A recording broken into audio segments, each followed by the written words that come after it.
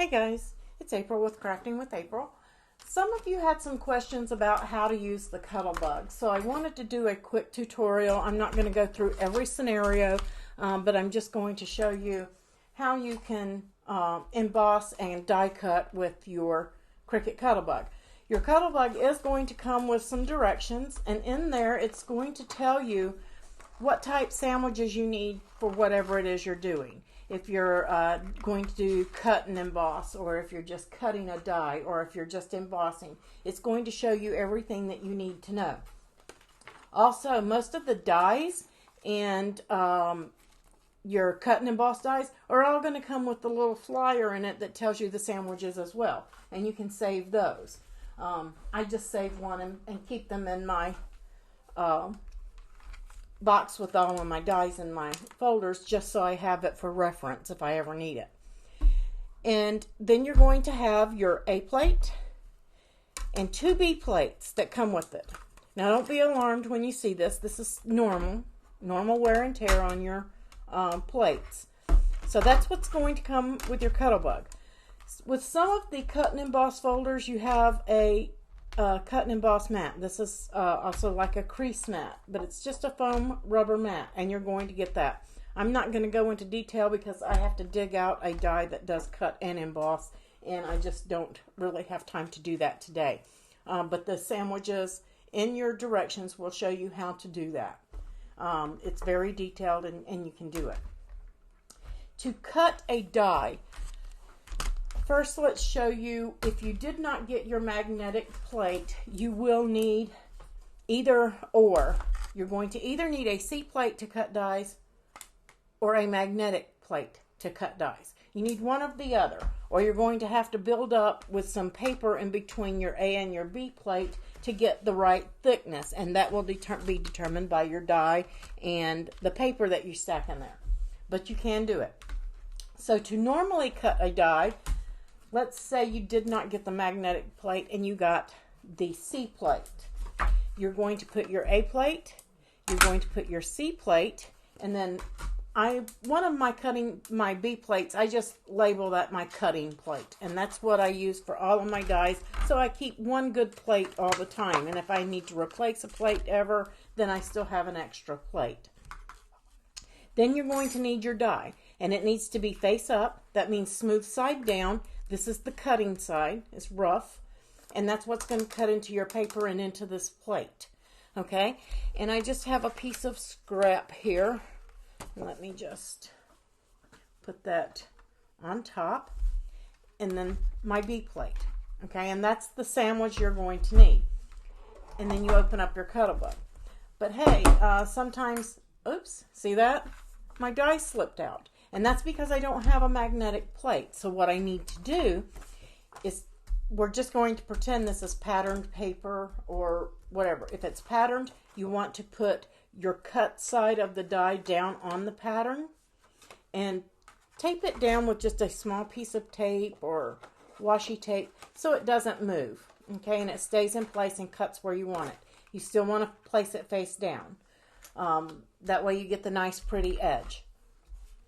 And it cuts up into your plate. So if you're cutting pattern paper, it's going to be pretty side down.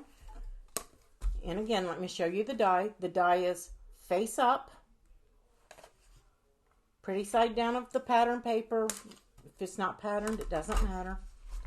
And then you're going to put your B plate.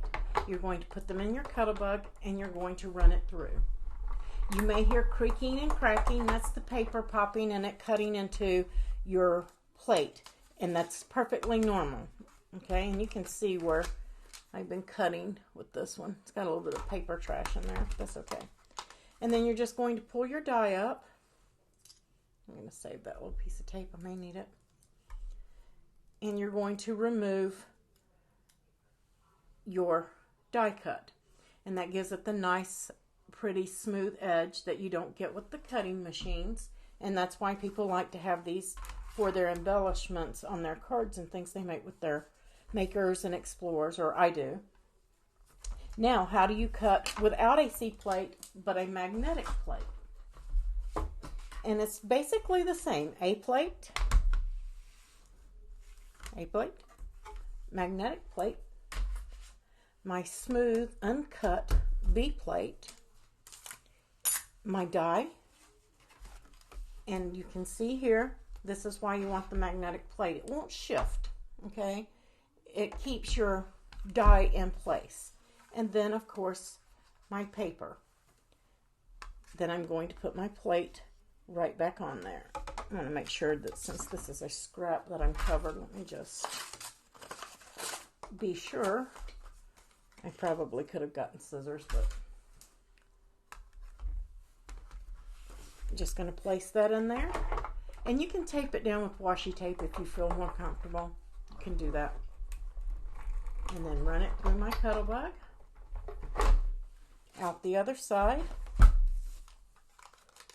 And again, we have our die cut. Okay? So that's two ways to die cut, with the magnetic shim or the C plate.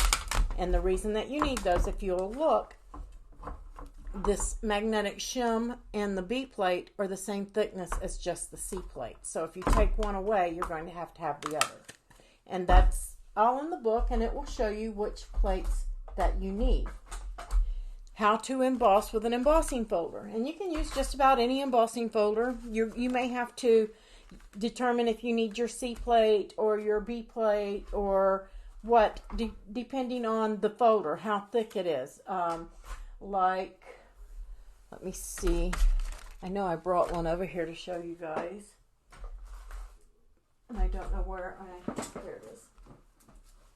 This Crafter's Companion is very, very, very thick. And now I have a Gemini, so I can use that in my Gemini, but I have a hard time getting the sandwich correct for my Cuttlebug. So you just want to be careful if you get really, really, really thick folders. Sometimes you'll have to play with them and build up paper behind them to make sure that they emboss correctly.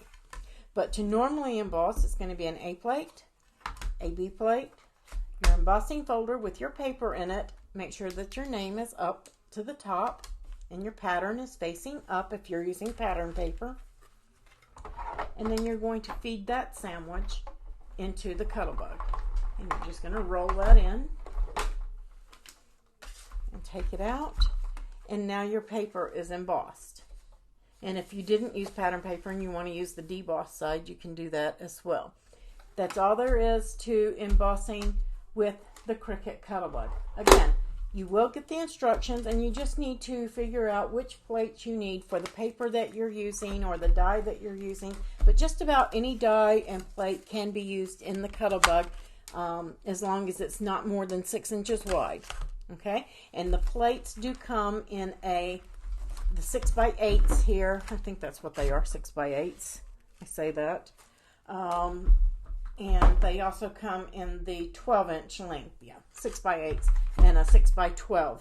So you may have some long embossing folders, and you may find a need for those at some point. So if you do, you'll need the long ones as well. So I hope that clarified how to use the Cuttlebug for you guys. And if you have any more questions, please just let me know.